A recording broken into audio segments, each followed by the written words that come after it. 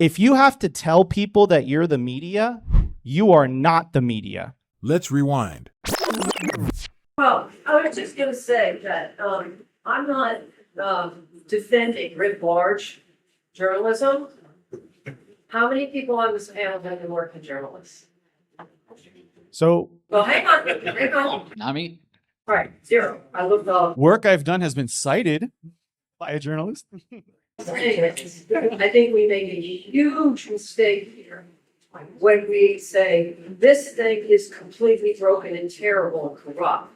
So tread carefully on this narrative of mainstream media sucks and they're all awful, when frankly none of them have worked in the industry. They do suck. So like, okay. So to address your point, in regards to the legacy media establishment or industry, right now, the internet is doing to it what the internet did to Blockbuster, what the internet did to Barnes and Noble. It's a phenomenon. And if that industry does not adapt, there was a very famous video of the Axios CEO basically freaking out, and he was at a dinner at a legacy media correspondence dinner in DC, and he was reacting to Elon Musk, basically saying Elon is not a journalist. He doesn't understand how much work it goes into being a journalist. He doesn't understand it. We're the media. He's not the media. What I would respond to that is, if you have to tell people that you're the media, you are not the media. And if you look at the viewership of all legacy media channels, including newspapers, TV networks, it's all going on a downward trend. There's this whole concept of like trust the experts, right? But what we've learned over the past 20 years, or as we've all woken up on whatever timeline that is the experts are by and large lying. Whether it's malicious and intentional or not, that's a separate conversation to be had on like an individual basis. I've never worked in media, but I did live in DC for 12 years, and I know a lot about how the intel agencies work. And just because something is local or said by somebody like specific that you're told to trust, that doesn't mean that it's not a lie. Whether they're participating in the lie or not, it doesn't matter. It doesn't make it truth. So I think it's not a matter of like, oh, have you had this career? Do you have this degree? I mean, that's credentialism, which I think is not something we support. Where in Bitcoin, we trust proof of work. Credentialism is proof of stake, and I'm not into it. We don't have to be a journalist to decipher truth. And to Michelle's point, we have witnessed during COVID how we were all lied to explicitly and clearly by these so-called experts. That's not okay, and we shouldn't allow that to happen at any point. We should give these journalists a hard job. They have a hard job to do, and they should do it with intent, not taking their lines from on high. And that's what we've seen. We all know it, and it's time we call it out and use platforms to do so. So the truth doesn't mind being questioned.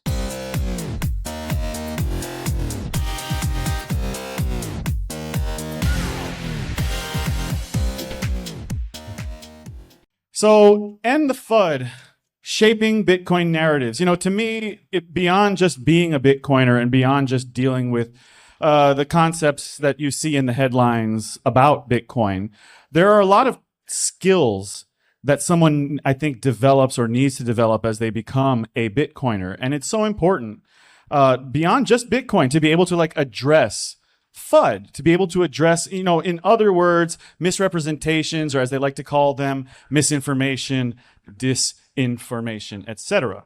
So I wanted to give one quick example, and I'm going to open up to these great panelists over here.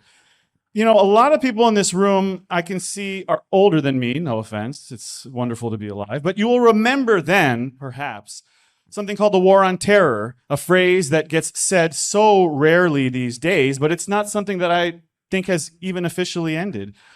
We still have, you know, active laws that permit our government to enact violence to try to pursue this war on terror.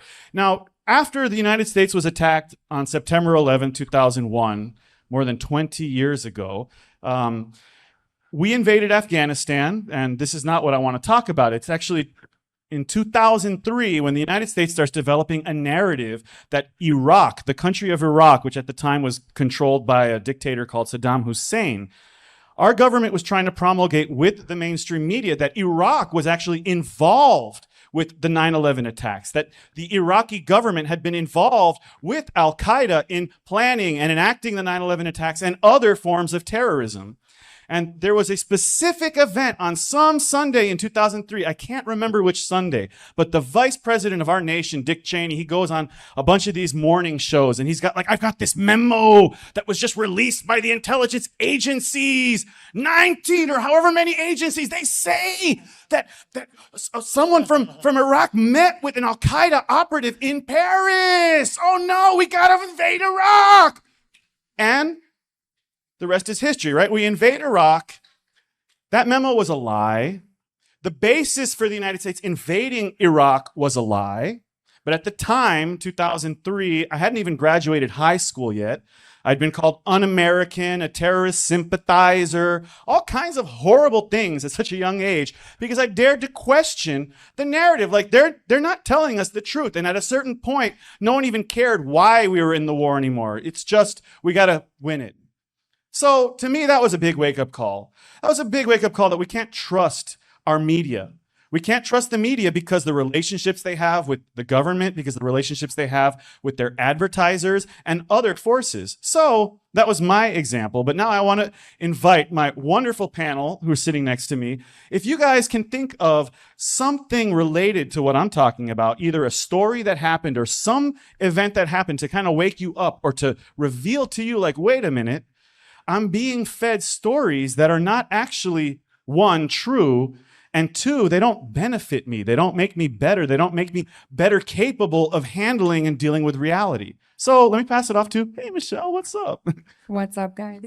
We all know it was an inside job, but that might be a different panel. No, I think this is really, really important. And I think a lot of the things that Jackie spoke about earlier are super important. I'm glad we can have this conversation. For me, one of the big things, I've always sort of questioned everything but I think one of the biggest examples for me was I was living abroad in 2015, 16. I was not living in the United States when Trump initially ran for the presidency, and I was not active in politics at the time. I was living actually in Dubai. I was doing a lot of work in China, so I really didn't have very much exposure even to Western media, and I had no idea. What I knew about Trump was that he had the show that everybody loved, right? And sure, not everybody loved him, but that was sort of the end of it, right? He was a media personality. And I had no idea the sort of psychological operation that was developing in the United States and that it was becoming as polarizing as it was and that you couldn't even question it. You couldn't have an honest conversation about it. So when I came back to the States, it was a huge wake-up call for me. I was just kind of oh yeah, what did you think? I don't care how you voted. I don't care if you like the guy, if you hate him, but I'm just honest and man runs for presidency. That was kind of the opinion of a lot of people in Asia and trying to help, right? He's giving up his life of luxury to be a civil servant. And I got completely shut down and mocked and called a far-right extremist and all of these things. How people felt about the situation. It had become so black and white and so polar. It became exponentially more important to figure out why can we not even big wake-up call for me. Yeah, we're not talking about Bitcoin just yet. And the reason is because, the skills of critical thinking, being able to analyze facts and things that you're told and to question, is this true? Can I find out if this is true? This is so important, not just for Bitcoiners, but it's true for everyone. And this is a part of our process of how did we come to think that, wow, Bitcoin is such an important and revolutionary technology. And I want to dedicate tons of time. And everyone on this panel has dedicated tons of time. Nico, welcome. Why don't you tell us one of your little, what was one of your whoa, I can't believe that. Yeah, it's a great question. Hello, everybody. Hello, Naples. So it's a really interesting phenomenon. I think the last 5 to 10 years, And essentially, what I think is happening, and to kind of tie into Prem, what you were talking about earlier when you're talking about the Iraq War and all that, I heard a really powerful comment. I forget who it's from, but it's basically like, if social media existed in the early 2000s, we would not have gone to war with Iraq. I think what social media has enabled is like mass scale peer-to-peer communications. And if you're a government trying to control a narrative, it kind of becomes difficult when you can just grow your own platform independently and speak to people. So to answer your question, Prem, like where things started to get a little bit weird for me was when I was doing my show, and what I was talking about in my show was more accurate in terms of the truth than what these so-called professional journalists were saying on TV. And that's when things really kind of hit me in the face, because I realized like, wow, like the media isn't really in the business of news. The media is really kind of in the business of propaganda. And it's really, really well done. I mean, the whole like media industrial complex, like I like to call it, like you can connect the movies with the late night shows, with the news desk shows, and it all interconnects to paint this very rosy picture of what the approved story is, what the approved narrative is. And anything outside of that rosy little bubble is essentially called misinformation, extremism, dangerous. My favorite, it's a danger to democracy. I think I've heard that 50,000 times. So yeah, it's really kind of this interesting place where we are. But I think things have changed, Prem, like dramatically since Elon acquired Twitter, and the the Twitter files came out, and it really showed that the U.S. government was going out. I mean, Mark Zuckerberg recently came out on Joe Rogan podcast, basically admitting this. In this country, with First Amendment protections, did not matter. The U.S. government was putting pressure on social medias to censor the certain speech of Americans. That is absolutely insane. So I think this phenomenon of what I call the disintermediation of information enabled by mass scale peer-to-peer communications, aka social media, is a very interesting phenomenon. And I think the next phenomenon, to kind of tie in Bitcoin a little bit, that I think we're about to enter is the disintermediation of money. And look at how much they fought the disintermediation of information. Like they fought tooth and nail to keep control of the narrative. They did not want people thinking freely, discussing freely, thinking critically. And now with the disintermediation of money, we're going to their source of revenue. We're going to their source of power. The government's unique ability to create money for free that everyone else has to work for. I think Bitcoin is a fundamental threat to that. And I think that's the battle to come. But the fight for free speech is the front line, because if we can't question inflation, if we can't question the money freely without getting deplatformed, how else are we going to awaken the masses to the reality that the money's broken, right?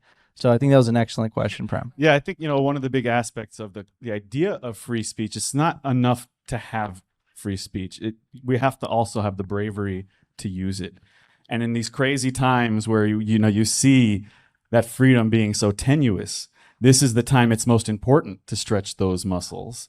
Now let's maybe talk about something a little bit more Bitcoin specific, but still on this idea of people trying to promote narratives to confuse us. Gabe, there was a recent book that was published. I think it was an autobiographical book, Hijacking Bitcoin. That's what it was called, right? And you have been working on a project, working on something. Why don't you tell us a little bit about that? Tell us a little about what that book is and why you care about it. Yeah. So this book came out last year. It's co-signed by Roger Ver, who is a very early Bitcoiner, Bitcoin investor, started and helped start several businesses in the space. He claims he's the first one. But he recently released this book, Hijacking Bitcoin. Have we heard of that? Anybody heard it? Anybody read it? Yeah. So Did you, Gabe? I have read it. Sorry. I'm now on a couple passes because what I'm doing is completely dismantling some of the claims that are made in that book. That essentially the book is claiming that Bitcoin has been taken over by intelligency actors and through the developers, Bitcoin protocol developers, which is complete bullshit. And I'm gonna completely dismantle that entire claim with facts that are not conveniently left out in of the book in the notes in the back.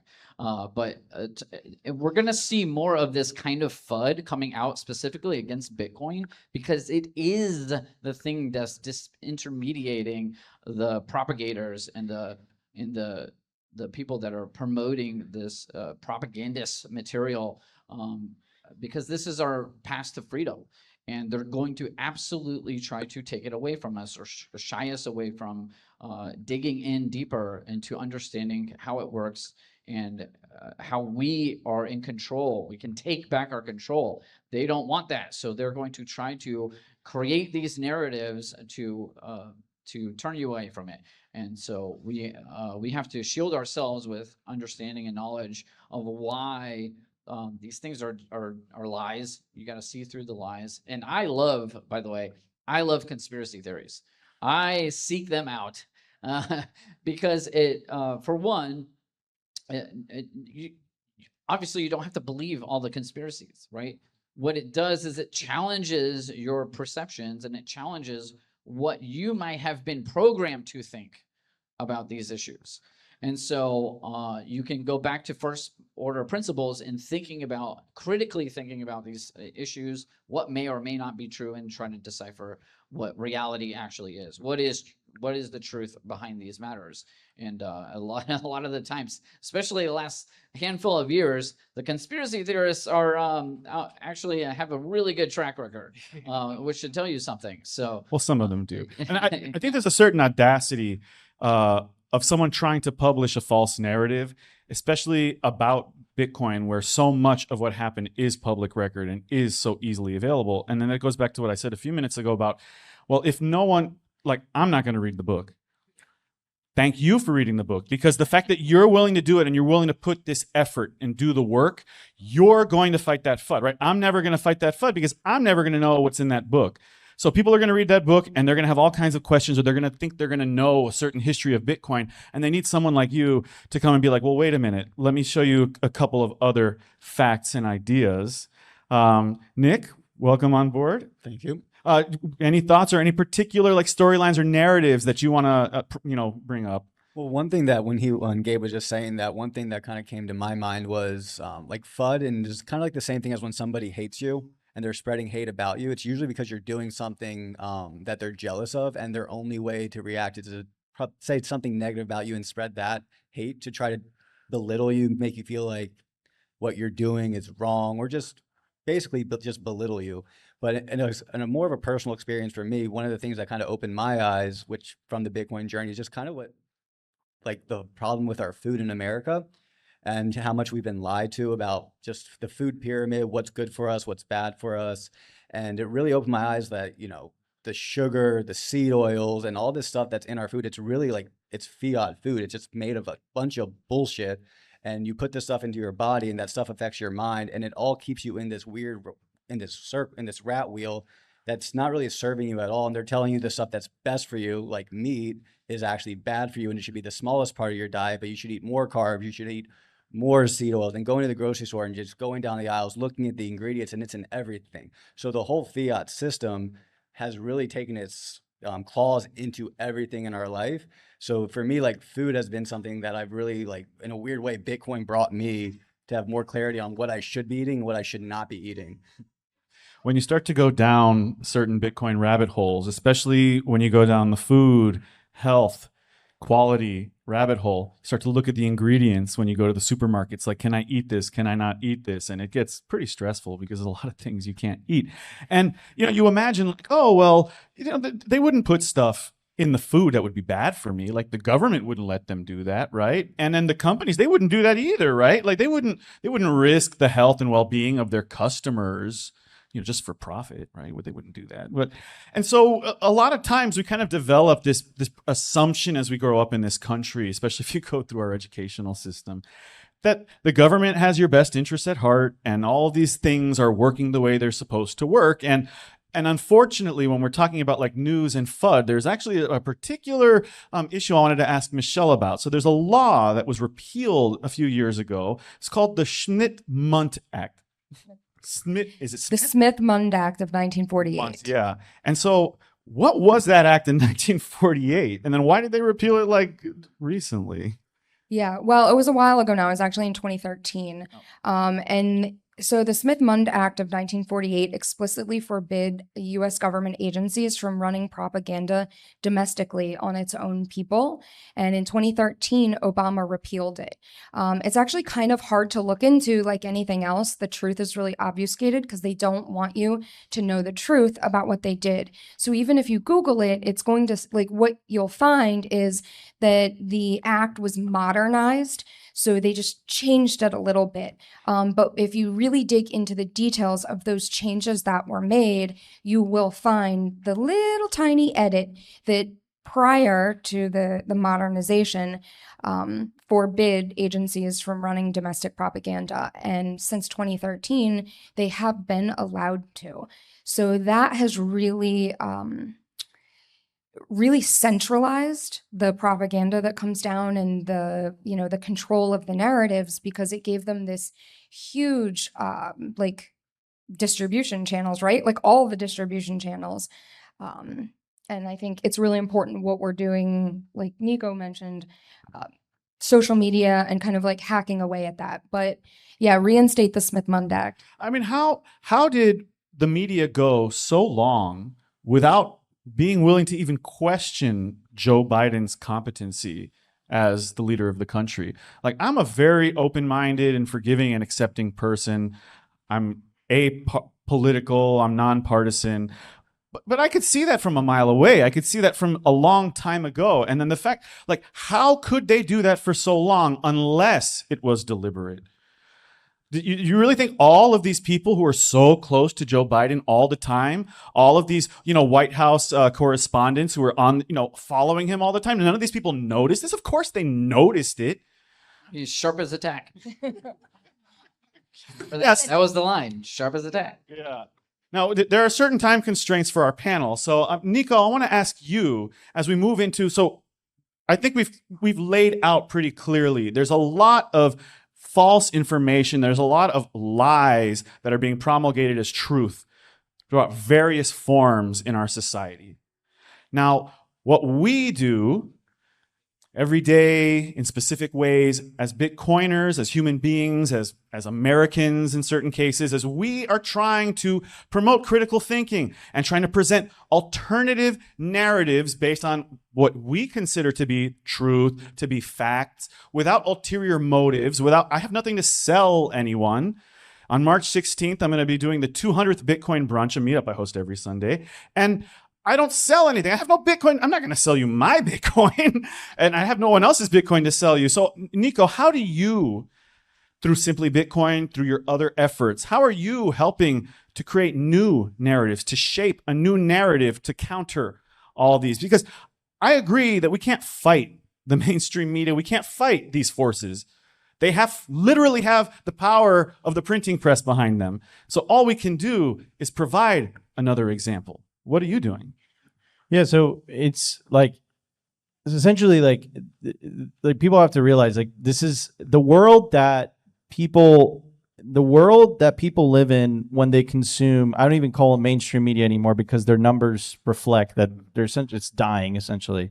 But the world that someone lives in, if they watch the legacy media, is a completely different world compared to the world of someone that gets their news via X or gets their views via social media. It's a completely different reality.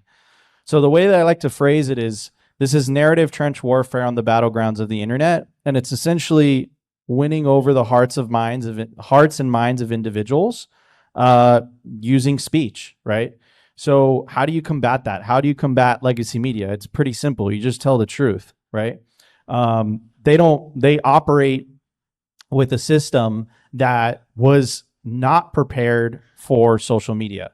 They were not prepared for it whatsoever. That's why they freaked out with the whole fact checking thing. That's why they freaked out when they kept saying misinformation, this.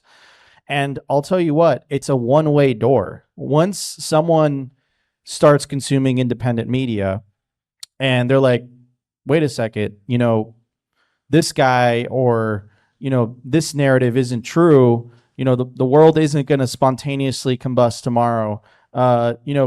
Trump isn't Hitler. Maybe he's a bit of a shitcoiner, but maybe he isn't this guy. So those narratives they break very quickly. Like they have to keep you within. They have to keep you consuming that media. So one of the things that I realized earlier on is I initially started simply, it's 5 years ago now, with I just want to talk about Bitcoin, make YouTube videos. And then within 1 or 2 years, I remember telling my co-host Opti, I said, dude, I think we're reporters, bro. And he's like, what do you mean? I was like, bro, I think we tell the news to people. And he's like, yeah. And I'm like, yeah. And then I remember you have to obviously to do a good job to find out what you want to talk about, you have to do research to certain stories. And, I would spend I'd spend time making research, doing research. And then I was like, okay, I have to tell a story. I have to create a narrative. But what would blow my mind, and I think I was saying this earlier, I was you would get more accurate information on what was going on with the world if you consume simply Bitcoin content. Mind you, self-taught YouTubers, no journalistic background whatsoever, and you'd get more accurate information on what was going on in the world of Bitcoin and in the world of politics than you would if you tuned into MSNBC.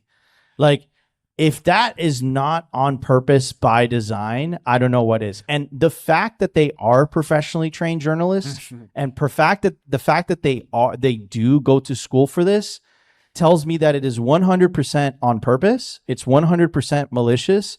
And what you're seeing is the American equivalent to, in the USSR, they had an official newspaper. And the official newspaper was called Pravda. If you translate Pravda, it's a Russian word. If you translate it to English, it means truth, right? So what does that remind you of? The legacy media today in America is the American equivalent of Pravda. And if you tell them that they're lying, if you say that they're lying, they call you crazy. They call you an extremist. They don't combat what you're saying with facts or with debate. They would rather censor you. Well, they want to shut you up, right? And the reason they want to censor you and shut you up is because they don't have any good arguments. Well, So I agree with that conclusion. I mean, as I mentioned earlier, I'm very accepting and open-minded, and I've met quite a few journalists in my life. I think I'll give most of them the benefit of the doubt, and this is probably not very forgiving, but they're just doing their job. what? And that's and it. I hope you catch the reference. So, Nico, I'll say one more thing, Prem. I'll say one more The thing. Ministry of Truth has spoken. I'll say one more thing. Look, it's not a coincidence that the most popular content creator on the planet right now is Joe Rogan, and he is not part of any type of legacy media outlet. That's not a coincidence. That is happening because people are sick and tired of being fed lies. And this dude that smokes weed, talks about killing elk, eating elk, and DMT is telling them the truth. And they resonate with that. That's essentially what's happening. But this entire phenomenon, because we have to zoom out and understand where we are from in a historical context, is happening because of the internet. The internet has disintermediated information, and the internet is about to disintermediate money on a massive scale. Nico, I want to ask you one question about what you said. Well, for one thing, you're talking about how the numbers of legacy media are dropping. I do want to note that Joe Rogan comes from legacy media. I don't think he would have his position if he hadn't come from legacy media. It wasn't journalism. How do you, though, because I don't think you come from legacy media, at least I don't remember seeing you on CNN before you were on Simply Bitcoin. So can you talk about how did you develop your brand? How did you become Simply Bitcoin? How did that happen? I mean, so when I always loved YouTube. Like I always looked up at YouTube and I was like, I want to be a YouTuber. And I was like 22 or 23 years old. And I was doing the math in my head. And I said, like, if you study other channels, it takes roughly like 6 to 8 years to be somewhat successful and somewhat known.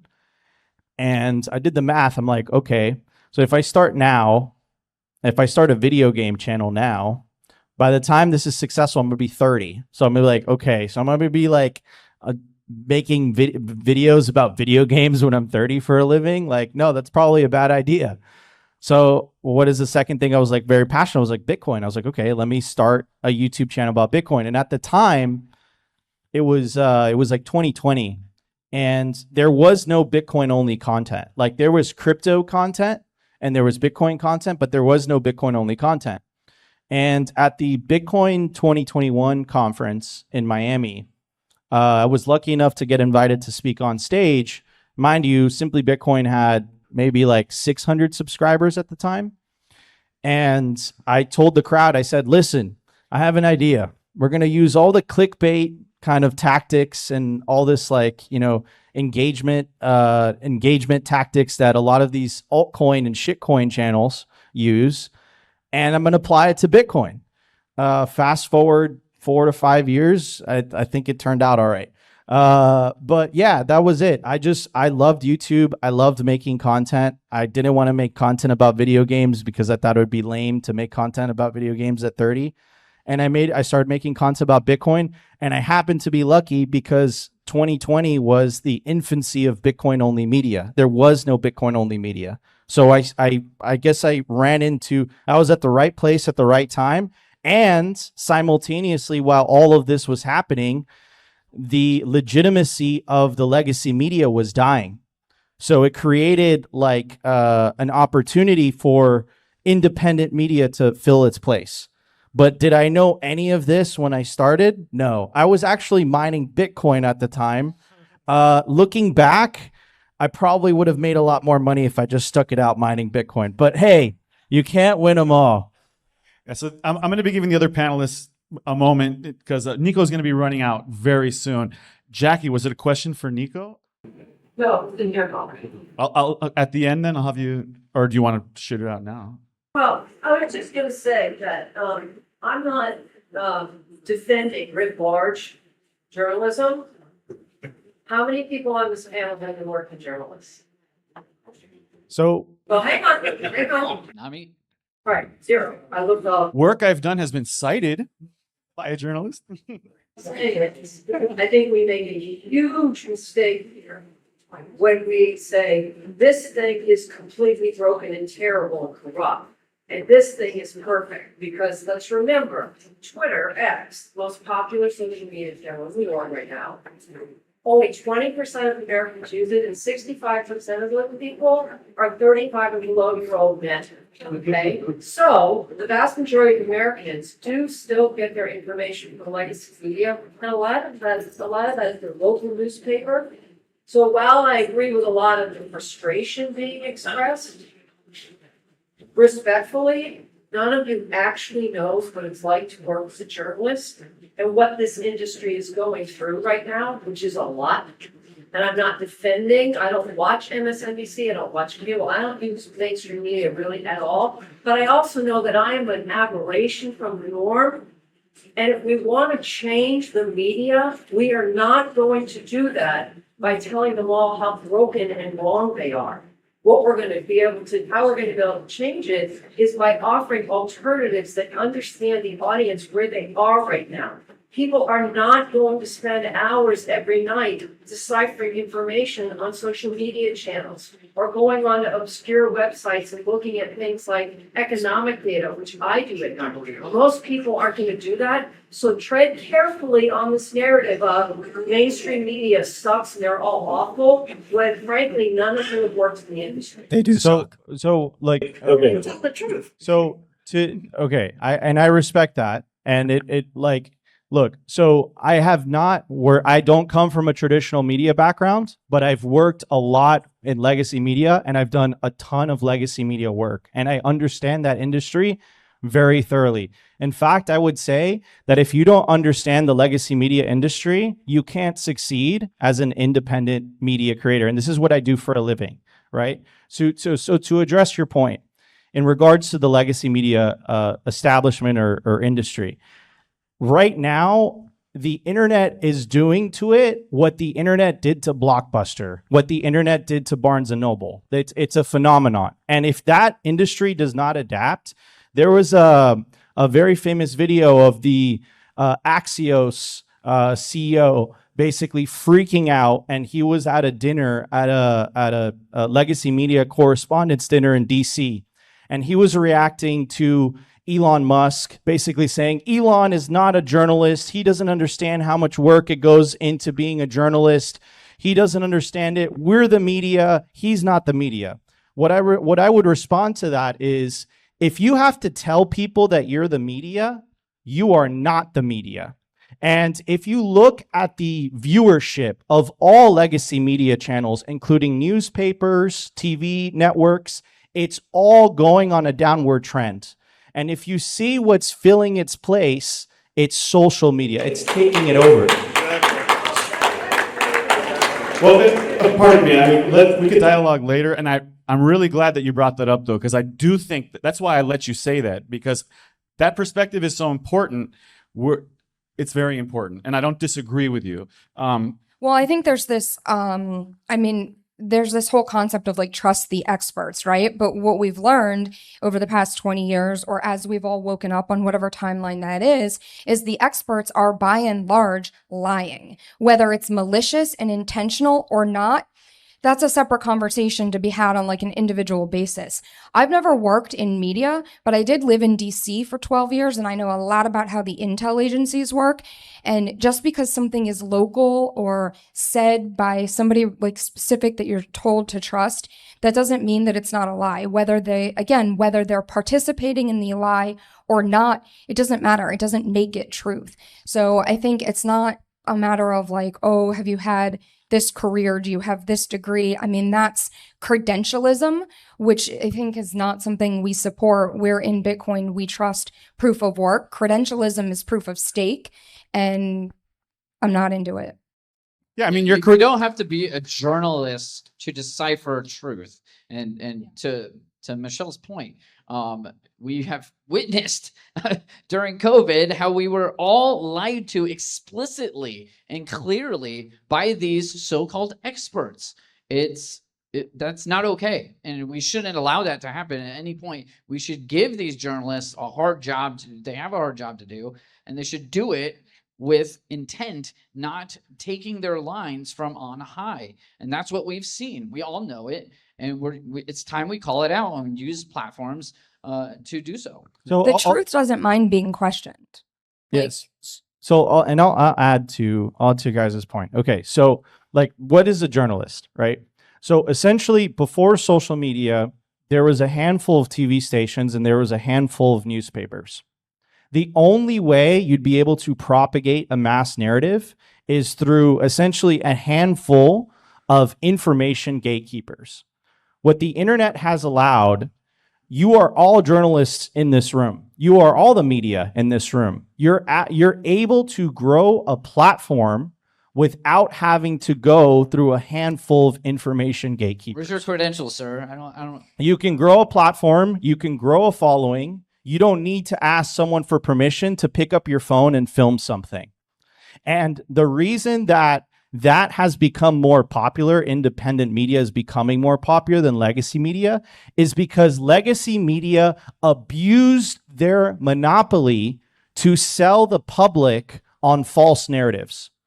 And essentially, the public is like, you know what? Like, they're telling me that Joe Rogan is taking horse dewormer, and they're like artificially changing the screen to make him look more green and sick. And Joe Rogan, who has 15 million live views per episode, compared to the most popular show on any of the cable networks. It completely destroys their numbers. He just goes up there and he's like, dude, I didn't take horse dewormer. That's a sack of shit. And he invited the guy, the news anchor who reported that on his show. And he's like, why did you lie to me? And if you see the phenomenon also with Trump in this recent election, you know, they said all these things about him, right? And there's a lot of things that I don't necessarily agree with Trump. Like, you know, politics is like a very divisive thing. But if you see him on the Joe Rogan podcast, that completely contrasts with what the legacy media has been saying about him for so long. So, and not only that, YouTube actually deranked that episode. If you search for the Joe Rogan Trump interview, you couldn't find it on the YouTube results. Why were they so scared of the truth? So this phenomenon only happens because journalists abused their platforms, abused their ability to speak to the public. And now essentially what's happening is they're being replaced by the people that have the ability to build their own platforms, that have the ability to build their own followings without going through a handful of editors that get to decide what is the truth and what is not the truth. The truth is the truth. It's that simple. Legacy media within a decade is going to die, and independent content is going to take its place. And the people that decide that they want to continue watching CNN for whatever reason, they're going to have fun staying poor. Like, I don't know what else to say. One thing. I think I have to catch a flight. Thank you very much. Mic drop. Yeah. Yeah, so I wanted to give Nico as much time as we could before he had to run, but now, you know, we've got some other panelists and you guys can start expressing yourselves. One thing I want to say about just like legacy media, I turn on and have anybody here watched Mad Money? Mad Money, Jim Cramer. There's literally a reverse Cramer that is doing phenomenal, but yet they still put him on TV every single day, and he's literally doing and telling people to do the complete opposite of stuff that would be beneficial to people. And they're still giving him a platform to do so. Why? Does that make any sense? It's like Adam Schiff. I don't know where that just came from, but Yeah, as the MC God. Yeah, you know, and I don't think, please don't take us as suggesting or arguing that Twitter or YouTube or any of these means of acquiring information are perfect. Prem, I'm going to interrupt you. Everybody wave goodbye to Nico right there and family. We love you guys. Grateful for them to make the effort coming all the way over here from Miami. Bye, Nico. Safe travels, buddy. We'll see you next time. Love, love, love. Okay, back to your regular schedule, Barbara. And I think one of the important things of like what Nico is doing is he's then taking all, you know, his job is to consume a ton of different media sources and to like pick what he thinks is important, right? That's the job that he has been able to literally manifest for himself. He didn't get that job. And I think that's one of the like kind of inherent problems with the media industry, the legacy media, is that they have all of these structures and vestiges that have developed over decades and decades. And maybe you could touch this a little bit, maybe with like intelligence agencies and how they feed information to the media. But, you know, they've all these structures, like for instance, yeah, maybe most people still get their media from local newspapers, but where do local news reporters get their information about the federal government? Where do they get information about their local police department? Where do they get information about their local city hall? They're getting all this information from these feeder patterns that have been defined, created, and managed by the establishment, by, you know, if you want to call it the deep state, by, you know, bureaucrats who work for these cities and just jump from one city to another. And they're promulgating a system that is inhuman. It has nothing to do with humanity. It has to do with continuing these structures and letting them to continue to exist. So I think when I said that most journalists are just doing their job, I mean, I really sincerely mean that. It's an industry like any other, and you're competing with people like any other industry, and there's a ton of people who just got out of J school just like you, and they're young and they're willing to work for less than you, and you're all competing for the same few and fewer and fewer every year media jobs that exist in this country. And You think these people are going up there, ideological journalists, like, oh, journalism, truth, you know, we got to stand up for the public. We got to fight with the fourth estate. Like, that's gone. These people are doing a job like any other industry. They're trying to pay their bills. They're trying to get ahead. They're human beings like you and me. So I don't want to demonize the media, but I think the system is broken. What I want to demonize is the concept of just doing your job, and that's somehow like a blanket acceptance or pass on no critical thinking, no accountability, no freaking principles. Like, that's categorically unacceptable to me. And I think by and large, people are rejecting that, which is why we see a rise in independent media and a fall in the legacy media. 100%. And to even further that point, think about somebody that goes on to one of these legacy media interviews and they have questions being shot at them they have 5 minutes to get their point across. Can you really get how somebody thinks and what they really are trying to get across in such a small amount of time? And that being said, look at, just like everything else, this is a free market. So where are people deciding to get their information from? Trump did win this election. Why? It wasn't because of legacy media. It was because he went to other sources of media to put himself out there, to let people know who he truly is. And because he did that, people saw who he truly was, and it gave people an opportunity to see him as a human being. And at the end of the day, that's what people want. They want truth. They feed on truth. Bitcoin is shining light on truth. Truthful money. Don't trust it. Verify. By verifying, you can understand the literally proof of work. So, I mean, and again, just like Michelle was saying, these people that work for these media companies, they're employees, not the employer. So it's not the journalists that are bad. It's the actual root cause of the system, which is and then to bring it back into Bitcoin, follow the money. Who is funding these media channels? These media channels are funded by the same things. I'm a big sports guy. I watch ESPN. I see Stephen A. Smith, not anymore. I don't watch anymore, but I'm like, I watch the same game he's watching. Why do I need to hear somebody else's opinion on something that I'm also experiencing? I'm a human being. I can critical think. I can come up with my own opinions based on what I see. And that to me is where I see journalists, great people, but there's a reason why people like long range interviews, like Simply Bitcoin. There's a reason why they're succeeding. Well, I think one of the reasons is because so I'm very passionate about journalism because I'm passionate about the truth. And so I was one of, few and fewer people every year who had subscribed to the local paper, the Miami Herald, back where I live. And so, let's say, now it's 2024. Still, if you go to the Miami Herald and you pull up one of their articles. Now, this is an institution whose entire purpose is to produce journalism on a full-time basis. They have people who work there full-time. They have a staff, right? But you go to an article, there's no links in the article to previous stories that they had done to give you context of all the previous work, all the hours, all the effort that they had supposedly done on this same story. Stories evolve over time, and you lose all of that. Every story is like this just manifest brand new, oh, here's 3 paragraphs of news, and there's nothing else you need to know. When even that, whether it's CNN, whether it's the Miami Herald, like that very own institution has done 70, 100, 1,000 hours on this very story, and there's not a single link in the article. And this is the standard of journalism in 2024? I don't need to be a journalist, and I don't want to be that kind of a journalist. I would be sad and depressed for myself as a professional if that was my work product. If that was the standard of professionalism that I brought to my country, to my community.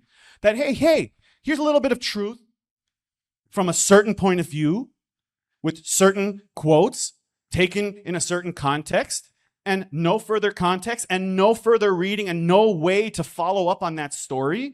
And this is the standard. So I'm sorry, the journalistic system in this country is broken. It's fundamentally broken.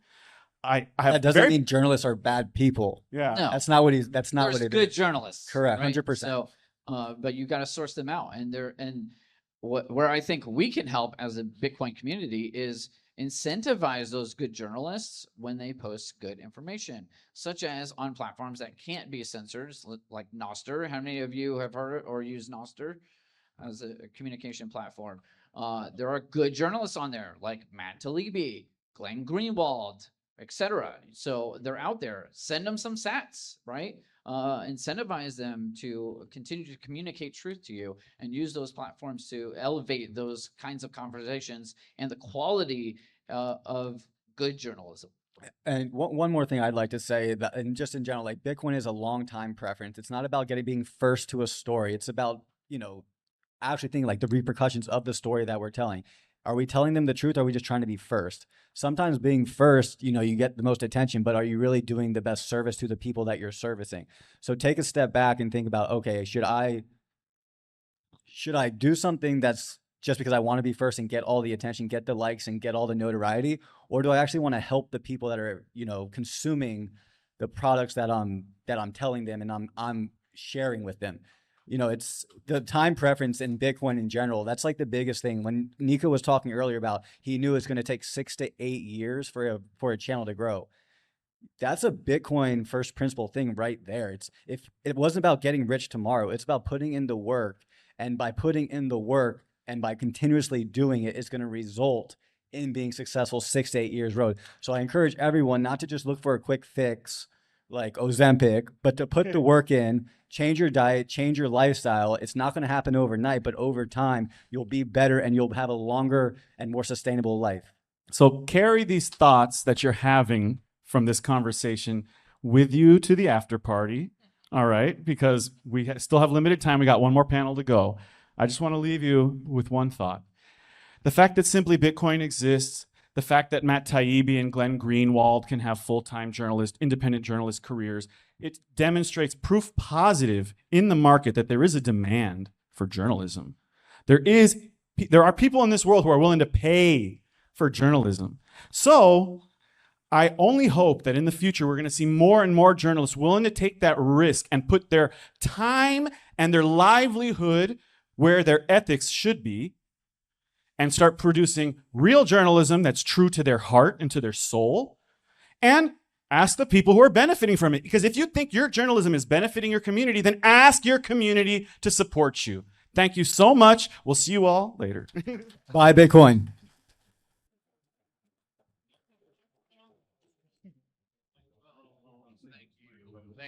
Thank you, guys. Thank you. This was awesome panel. And Jackie, I gotta acknowledge Jackie for getting that conversation going. Thank you for giving a different view.